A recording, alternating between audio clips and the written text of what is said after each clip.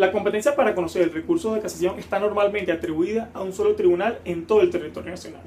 ¿Qué trae como consecuencia esto? Que si una persona quiere o tiene que participar en la audiencia de casación penal, tendrá obligatoriamente, porque no tiene más opciones, que trasladarse hasta la sede del órgano jurisdiccional competente. Esta obligatoriedad en el estado actual de nuestra civilización no se justifica. Cuando hablamos de ciudades inteligentes, Internet de las cosas, e incluso utilizamos la videoconferencia diariamente en nuestras relaciones privadas y con el Estado, ¿cómo es entonces que no se va a admitir la celebración de la audiencia de casación penal mediante el uso de las tecnologías de información y comunicación? En ese sentido, he querido analizar si es posible practicar o valerse la videoconferencia para intervenir en esta actuación procesal específica, tanto en mi país como en el ámbito latinoamericano y europeo.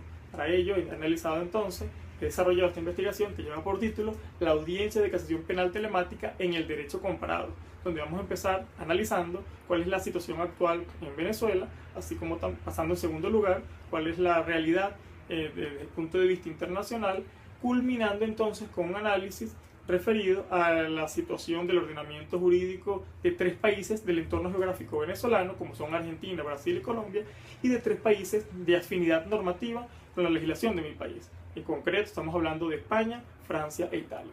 Comencemos entonces explicando qué ocurre en Venezuela. El Código Orgánico Procesal Penal prevé que una vez presentado el recurso de casación, si el Tribunal Supremo de Justicia lo considera así, lo admitirá y convocará a una audiencia de casación penal, en la cual las partes podrán decidir si acuden o no. En caso de hacerlo, tendrán que hacerlo, como ya dije específicamente antes, tendrán que llevarlo a cabo de forma personal. Pero la forma en la que está, el modo en el que está redactada la normativa del Código Orgánico Procesal Penal pareciera admitir que la presencia no solamente es física, tangible, sino también de forma telemática, electrónica. Y así parece confirmarlo la Ley Orgánica del Tribunal Supremo de Justicia, que se aplica a todos los procesos que cursen ante el Tribunal Supremo de Justicia, en este caso a la casación, porque cursa ante la Sala de Casación Penal del propio Tribunal Supremo de Justicia. Según esta ley orgánica, todas las salas deberán favorecer el uso de las tecnologías de información y comunicación en los procesos que cursen ante el Tribunal Supremo de Justicia. Y es más, y ordena específicamente la creación, manutención y actualización de un sistema de comunicación telemático entre los particulares y el Tribunal Supremo. De forma que pudiéramos concluir que la audiencia de casación penal, sobre la base de esta interpretación sistemática, pudiera ser posible en Venezuela mediante el uso de la videoconferencia. Pero ello hasta ahora no ha sucedido. Veamos qué establece la regulación internacional al respecto. Para ello vamos a acudir a 3 tratados internacionales puntuales. Primero, el Convenio Iberoamericano sobre el uso de la videoconferencia en la cooperación internacional entre sistemas de justicia. Este tratado fue firmado por 13 países de Iberoamérica, en el cual se permite que un testigo, perito o inclusive el imputado participen desde el extranjero mediante la videoconferencia en un proceso jurisdiccional penal, siempre y cuando se cumplan 3 requisitos. Primero, que la legislación interna de los países así lo permita. Segundo, que la autoridad competente del Estado requiriente y el Estado requerido estén de acuerdo en actuar de esta manera.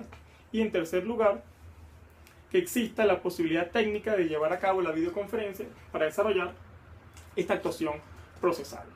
Por su parte, el Convenio de Asistencia Judicial en materia penal entre los Estados de la Unión Europea, que es la fuente directa de este convenio europeo, permite la misma situación con el cumplimiento de los mismos 3 requisitos.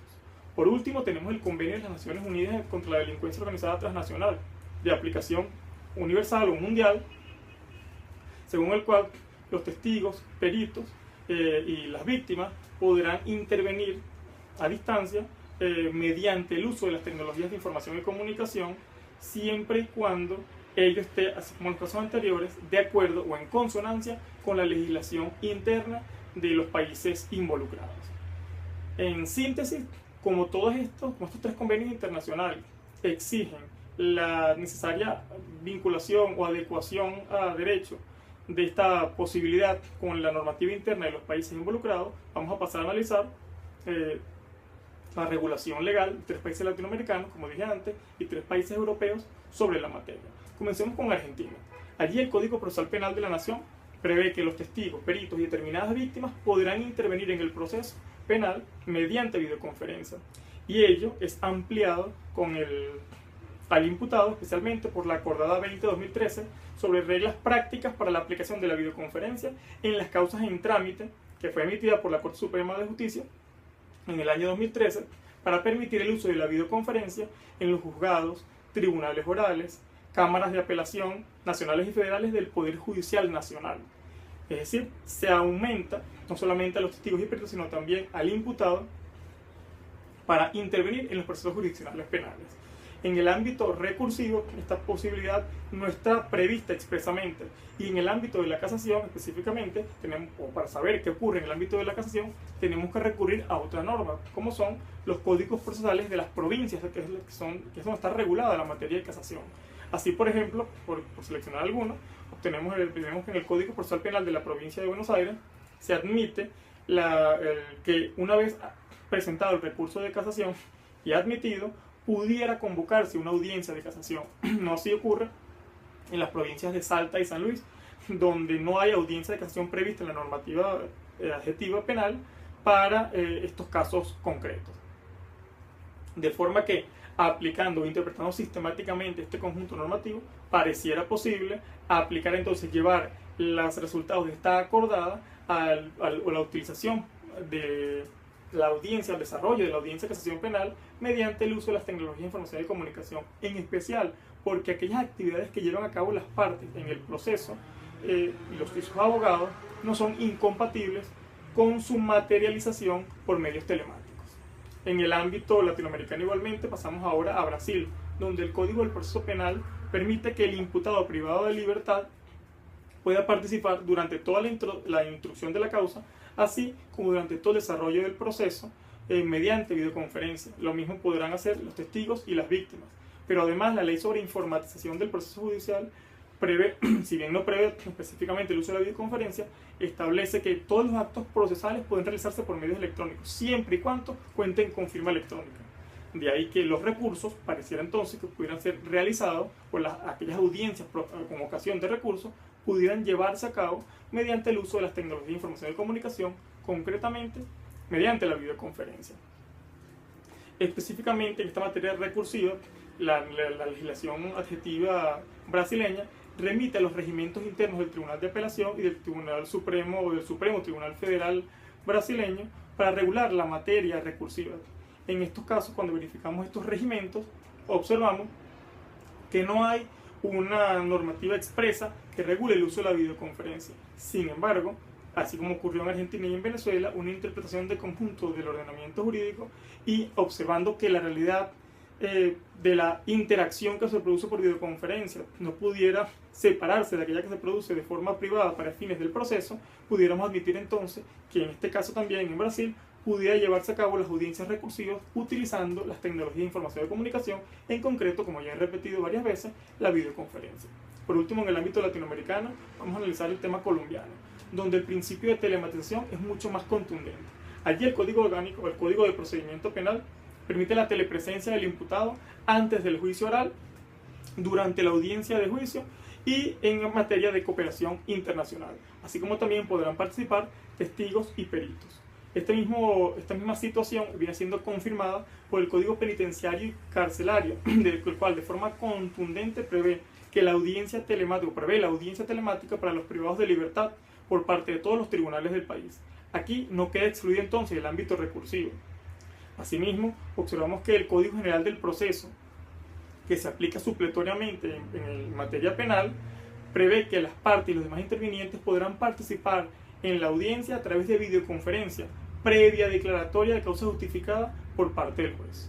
Ahora bien, en lo que concierne a la casación penal, que es nuestro tema concreto de estudio, el Código de Procedimiento Penal prevé una audiencia de sustentación, pero, así como ocurre en los otros casos, no establece expresamente que pueda realizarse a través de la videoconferencia. Sin embargo, como hemos venido repitiendo las conclusiones de los ordenamientos jurídicos previos, la interpretación sistemática de conjunto aunada a la realidad de las formas, pudiéramos llevar a concluir que en Colombia también sería factible admitir el uso de la videoconferencia para la celebración de la audiencia de casación penal. Para culminar entonces con la revisión del ámbito europeo, vamos a observar qué ocurre en España, Francia e Italia. En España, la ley de enjuiciamiento criminal permite que cualquier persona, cualquiera de los sujetos procesales, intervenga en el proceso mediante la videoconferencia, en ciertas situaciones que amplía, supuestos que amplía, la ley orgánica del Poder Judicial.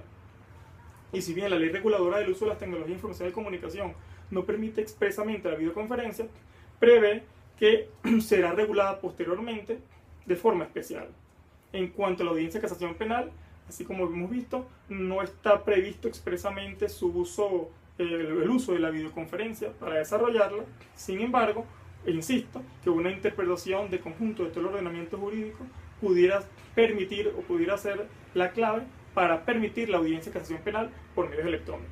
En Francia, igualmente se permite el uso de la videoconferencia para fases previas a las etapas recursivas, y específicamente para la audiencia de casación penal no hay una regulación expresa que permita el uso de la videoconferencia, pero igualmente que en los casos anteriores, si es posible utilizarla en las fases previas de primeros grados de jurisdicción, ¿por qué no utilizarla entonces en el ámbito de casación?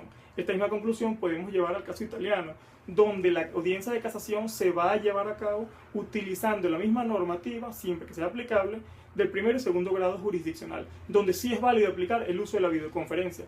Inclusive el Tribunal Europeo de los Derechos Humanos ha dicho que la celebración de audiencias de casación, de audiencias penales en Italia, de apelación, no están reñidas con el derecho a la defensa, lo mismo que ha mantenido el Tribunal italiano, a veces que ha tenido que pronunciarse al respecto.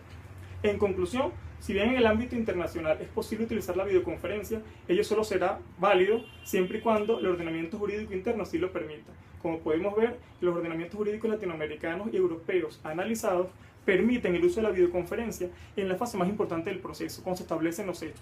De forma que, si esto es posible en este caso, en la que solamente no hay discusión de derechos, sino también de hechos, con más razón pudiéramos admitir su uso en un recurso en el cual solamente se van a discutir cuestiones de derecho, como es la casación penal.